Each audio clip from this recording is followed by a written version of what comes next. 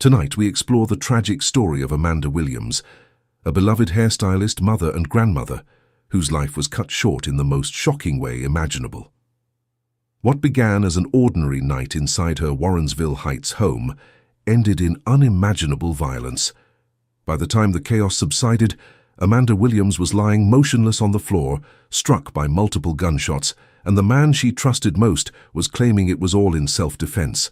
Amanda Williams was more than just a name in the news. She was a vibrant woman, known in her Ohio community for her gift as a hairstylist and for the warmth she extended to friends, family, and clients alike. Her loved ones describe her as the glue of the family, a mentor to many, and a grandmother who brought light to every room she entered. But behind the closed doors of her home, her relationship with her fiancé, Tirrell Edwards, would descend into conflict that would leave her family shattered forever. On the night of October 10, 2023, police dispatchers received a chilling call. Tirrell Edwards told authorities that he had just shot Amanda Williams. His voice carried a mix of panic and justification. When officers arrived, they found Amanda critically injured. She had been shot again and again, 6 times in total, with wounds that struck her neck, her chest, and her back. The brutality of the attack left no doubt that this was not a single shot in fear, but a relentless act of violence. Edwards would later claim that Amanda had come at him with a knife during an argument, forcing him to grab her gun from under their mattress and fire rapidly to save his own life. He painted himself as the victim, saying he had no choice but to shoot. But investigators and forensic experts quickly discovered troubling inconsistencies. One of the bullets had severed Amanda's spinal cord, which doctors confirmed would have paralyzed her instantly. Yet Edwards insisted she continued to attack him even after that wound. The physical evidence and his words did not align. What followed was a storm of grief, anger, and outrage. At first, Edwards walked free, with authorities saying they lacked enough evidence to hold him. Amanda's family and community were devastated, crying out for justice. Weeks later, a grand jury indicted Edwards on charges including murder, felonious assault, and domestic violence. His courtroom battle would expose not only his shifting stories, but also the pain endured by a family robbed of their matriarch. In this episode, we will unravel the heartbreaking truth behind the Amanda Williams case. We will explore the timeline of events, the disturbing details revealed in court, and the way her family fought for her voice when she could no longer speak for herself. And most importantly, we will reflect on what her story means for the ongoing fight against domestic violence. If you find value in these stories and believe they must be told, we encourage you to like this video. Leave your thoughts in the comments, subscribe to our channel, and join the discussion. Your voice helps keep these stories alive. Amanda Williams was not just another face in the crowd. She was a woman of strength, a woman of faith, and a woman who built her life around her family and her career. Born and raised in Ohio, Amanda dedicated her life to her craft as a hairstylist. For years, she poured her energy into making others feel beautiful, building friendships with clients who often said sitting in her chair felt like therapy. She carried herself with dignity, always smiling, always willing to lend a hand, and always making time for her children and grandchildren. Those who knew Amanda best describe her as the cornerstone of her family. She had raised her children with care, and as they grew into adulthood, she remained their anchor, guiding them with advice, encouragement, and unconditional love. Her grandchildren were her joy. She spoiled them, not with material things, but with time and attention. Amanda Williams was the type of woman who filled a room with laughter, who cooked Sunday dinners, and who never let anyone she loved feel alone. But behind the warmth she gave to others, there were struggles within her private life. Amanda had been in a long-term relationship with a man named Tirrell Edwards. At first he was charming, attentive, and seemed like a partner who supported her dreams. But over time, cracks began to appear. Arguments became more frequent, disagreements turned into shouting matches, and what had once been love began to look more like control. Amanda's family had their concerns, but Amanda, like so many women in similar situations, tried to hold on to hope that things would get better. On October 10, 2023, those concerns became a chilling reality. That night, Amanda and Tirrell became engaged in yet another heated argument inside their home in Warrensville Heights. The exact details of the argument remain unclear, but what is known is that within minutes it escalated beyond words. According to Edwards, Amanda armed herself with a knife, threatening his safety. He claimed he had no choice but to act. Reaching under the mattress, he retrieved her firearm. Instead of retreating or calling for help, he pulled the trigger. One shot would have been enough to stop any threat, but Edwards fired 6 times. Each bullet tore through Amanda's body with devastating effect. One struck her chest, another her neck, another her back, and one bullet severed her spinal cord, a wound doctors later testified would have left her unable to move. And yet, even after that, Edwards kept firing. When the gun fell silent, Amanda Williams lay lifeless in her own home. A woman who had given so much love, so much care, was gone. Her family would never hear her laughter again. Her clients would never sit in her chair again, and her grandchildren would never again feel the comfort of her arms. This was not just the loss of a life, it was the tearing apart of a family, the silencing of a mother's voice, and the shattering of a community. In the moments after Amanda Williams took her final breath, the house fell into a haunting silence. The only sound was that of Tirrell Edwards, frantically dialing 911. His voice, steady yet strained, carried a chilling calm as he told dispatchers what had happened. He claimed Amanda had attacked him, that she came at him with a knife and that he had been forced to defend himself. To the operator, it sounded like a man reporting a tragic accident, but to those who would later learn the truth, it was the beginning of a calculated story. When officers arrived at the home in Warrensville Heights, they were met with a disturbing scene. Amanda lay motionless, her body riddled with bullets. 6 shots had torn through her, one through her chest, one through her neck, one through her back, and another that shattered her spinal cord. Investigators would later note the sheer force of violence, questioning why so many shots had been fired, if this was truly a case of self-defense. Still, in that moment, Edwards insisted on his version of events. He told police Amanda had been the aggressor, that she had armed herself with a knife, and that he had no other option but to shoot. Shockingly, law enforcement allowed Edwards to walk free that night. Claiming they needed more time to investigate, police released him, while Amanda's family was left to pick up the pieces of their unimaginable loss. For Amanda's loved ones, the decision was devastating. How could the man who pulled the trigger 6 times, the man who admitted to shooting their mother, their sister, their grandmother, simply walk away? Her children were outraged. Her friends were furious. And within days, her community joined in that outrage. Vigils were held in her honor, candles lit for the woman who had given so much light to others. People demanded answers, demanding to know why a man who admitted to the killing had not been placed in custody. Social media filled with posts honoring Amanda's life, but also condemning the system that allowed her accused killer to go free, even for a short time. As the investigation continued, prosecutors dug deeper. The trajectory of the bullets told its own story, one of rage, not survival. Experts explained that a single defensive shot may have been believable, but 6 shots, many to critical areas of the body, were far beyond what self-defense required. They described the bullet that severed Amanda's spinal cord, explaining how it would have rendered her incapable of movement. Even after that devastating injury, Edwards kept firing. It became harder and harder to reconcile his claims with the evidence. What kind of self-defense requires shooting a woman 6 times, even after she is already incapacitated? What kind of fear justifies such overwhelming force? The pieces didn't fit, and the community refused to accept his explanation. Amanda's family spoke publicly, their voices heavy with grief. They remembered her not as a victim, but as a vibrant woman whose life had been stolen. They demanded justice, and slowly their cries began to gain traction. The case that began with Edwards walking free was far from over. The truth was beginning to close in, and with it, the question of whether Amanda Williams' killer would finally face the consequences of his actions. Months after Amanda Williams was laid to rest, the case that once seemed uncertain finally moved forward. Authorities charged Tirrell Edwards with murder, a decision that brought a measure of relief to Amanda's grieving family. But their relief was mixed with fear. Fear that the same system which had allowed him to walk free after her death might somehow allow him to walk free again. Inside the courtroom, the tension was heavy. On one side sat Amanda's family, dressed in black, clutching photographs of the woman they loved.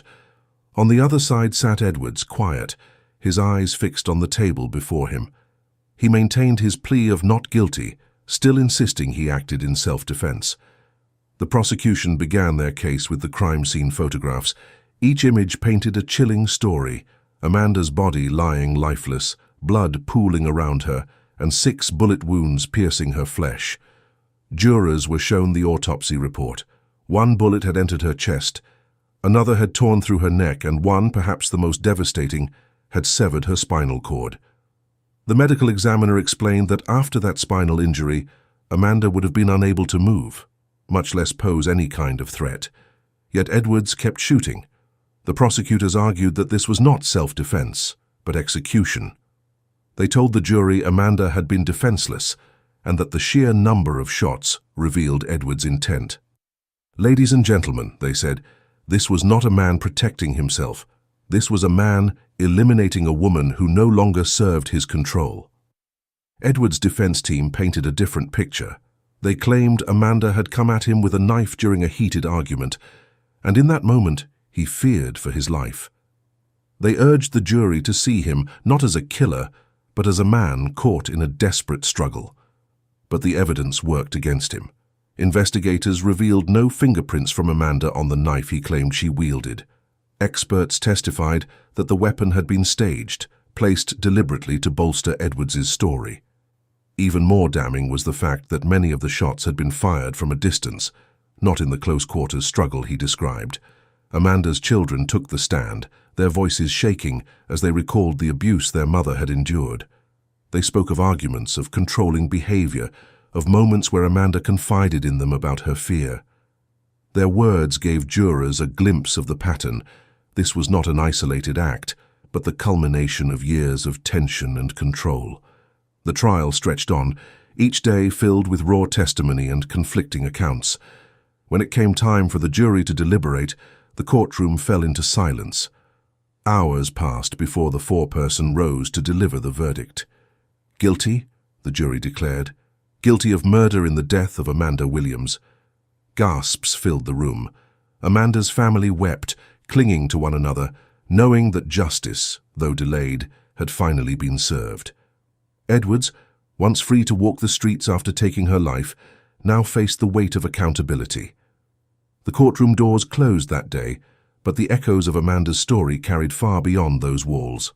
When the word guilty echoed across the courtroom, it carried a finality that no one could mistake.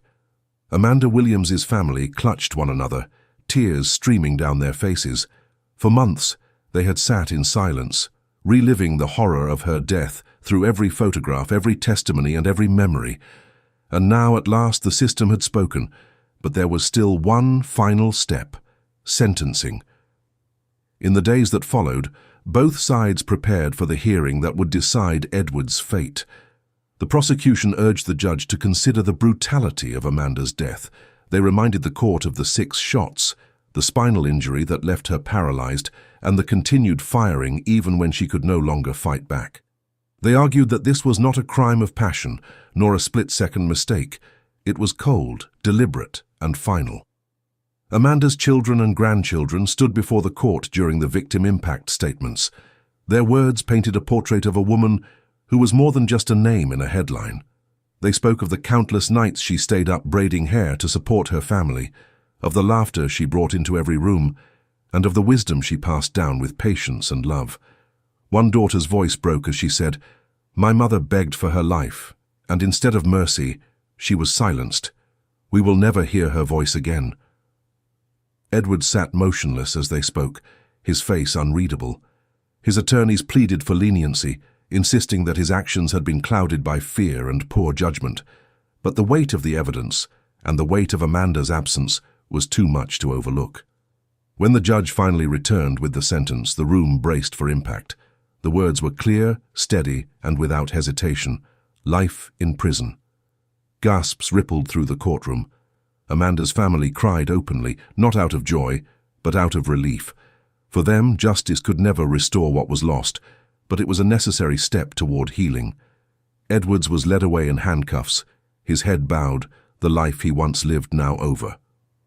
Outside the courthouse, the community gathered.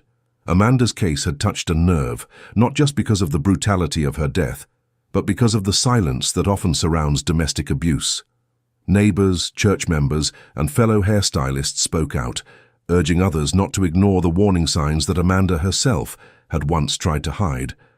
Local organizations used Amanda's story to spark conversations about domestic violence prevention. Her name became a symbol, a reminder that behind every statistic was a mother, a grandmother, a friend. Schools, churches, and community centers held vigils in her honor, each candle lit, representing a plea for change. Though justice had been delivered, Amanda Williams' story did not end in that courtroom. It lived on in the determination of her family to speak out, in the strength of survivors who came forward after hearing her name, and in the call for society to take domestic violence seriously before another life is cut short. Amanda was gone, but her memory had become a force no one could silence. The clang of the prison doors closing behind Edwards marked more than just the end of a trial. It was the end of his freedom, the collapse of a man who had once stood behind a badge, now reduced to inmate number 46721. Inside those cold grey walls, Edwards faded into obscurity, another lifer swallowed by the system. But outside, the world was only beginning to wrestle with the scars he left behind.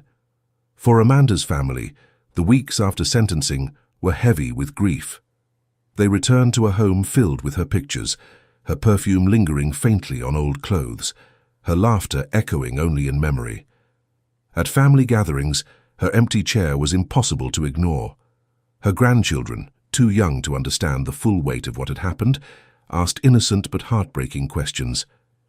When is Grandma coming back? Questions no one could answer without breaking down. Yet amid the sorrow, there was resilience. Amanda's daughters formed a small support group for families affected by domestic violence. What began as 3 women meeting in a church basement soon grew into dozens of survivors sharing stories they had once been too afraid to tell. They found strength in Amanda's memory, believing that if her story could save even one woman from suffering the same fate, then her death would not be in vain. The community, too, rallied. Local news stations ran specials on domestic violence awareness, using Amanda's case as a stark warning. Churches organized candlelight vigils, each flame a symbol of both mourning and resistance. Her name was printed on banners, her face on flyers. Amanda Williams had become a rallying cry. Schools began inviting counselors to talk to young people about recognizing toxic relationships before they escalated into violence.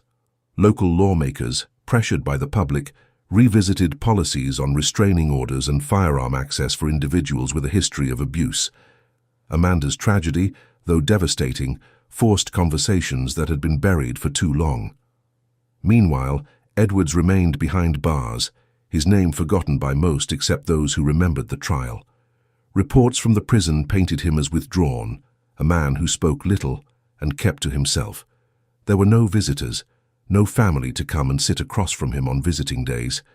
In the silence of his cell, he faced the reality of what he had done, not just the murder, but the betrayal of the community he had once sworn to protect.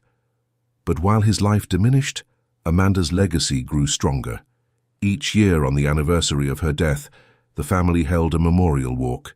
Hundreds joined, wearing shirts that read, "Justice for Amanda, justice for all." Survivors marched alongside them, holding signs that carried their own stories of survival and pain. Amanda Williams was more than a victim. She became a voice for the voiceless.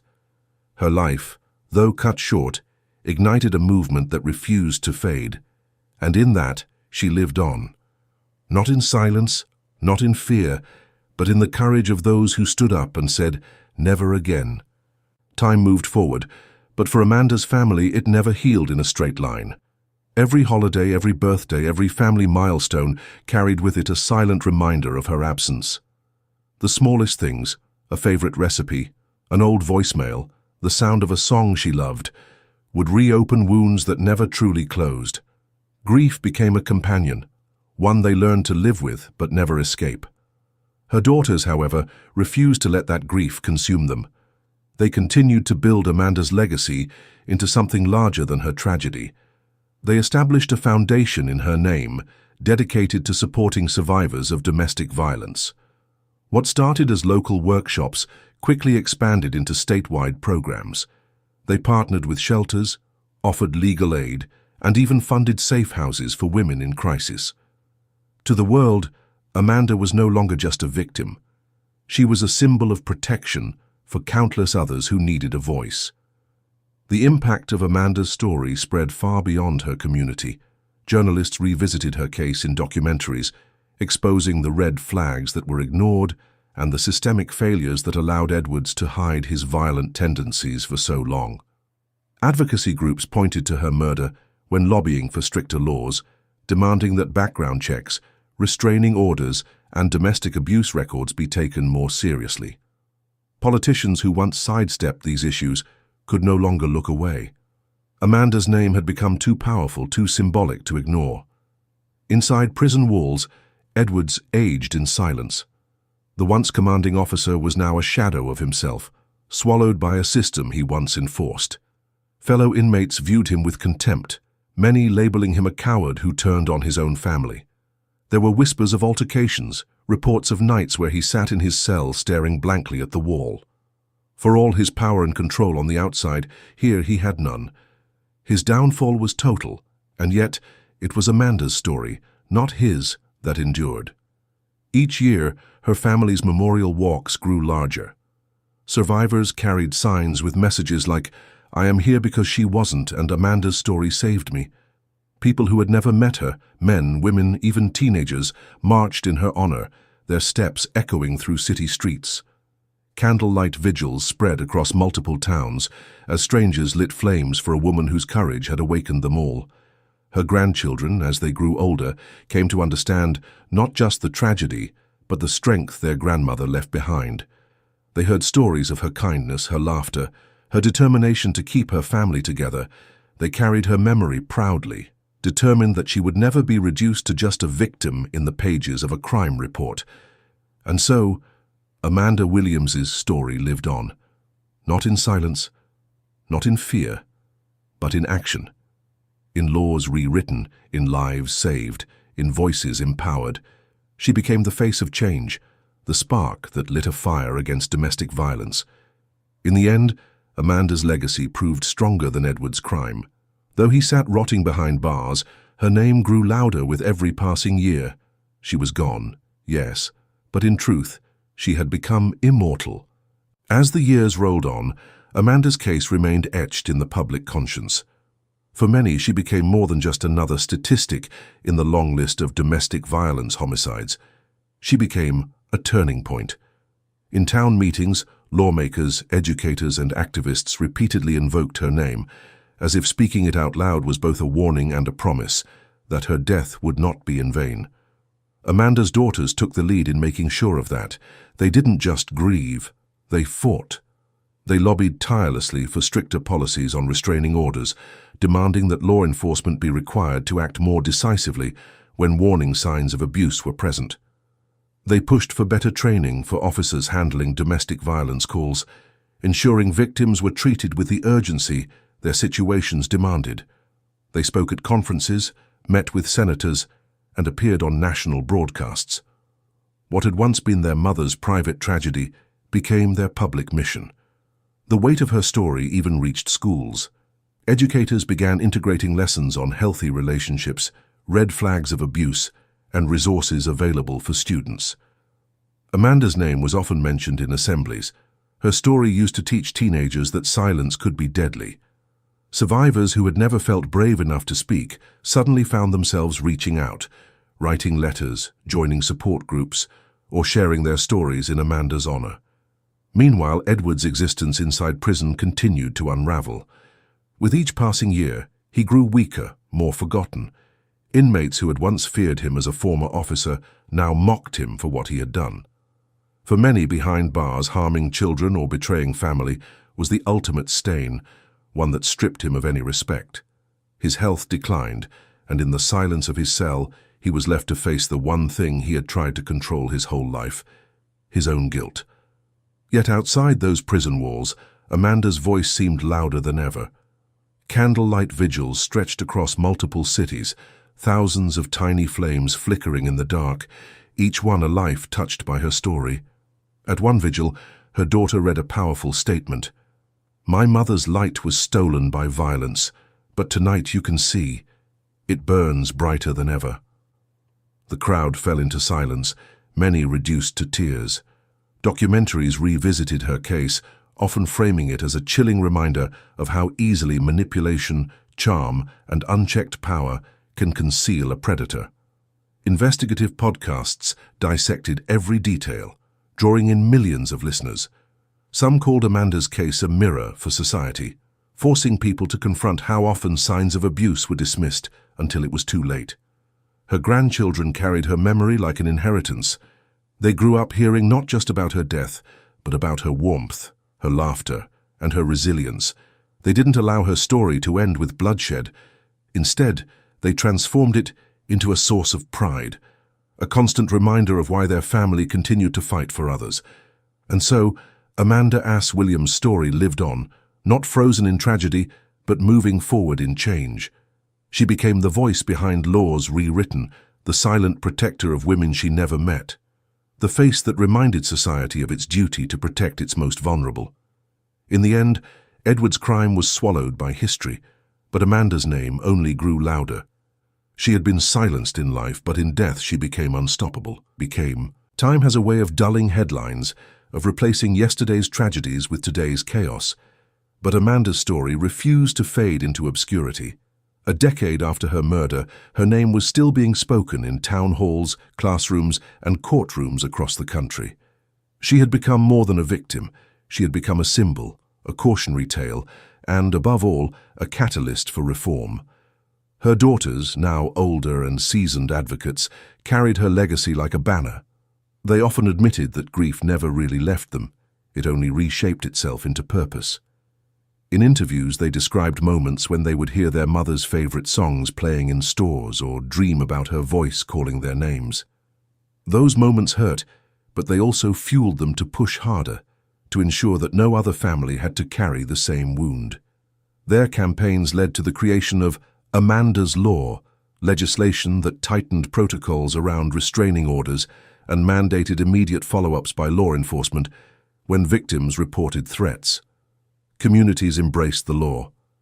Shelters received increased funding, hotlines were staffed around the clock, and awareness campaigns blanketed neighborhoods that had once ignored the whispers of abuse.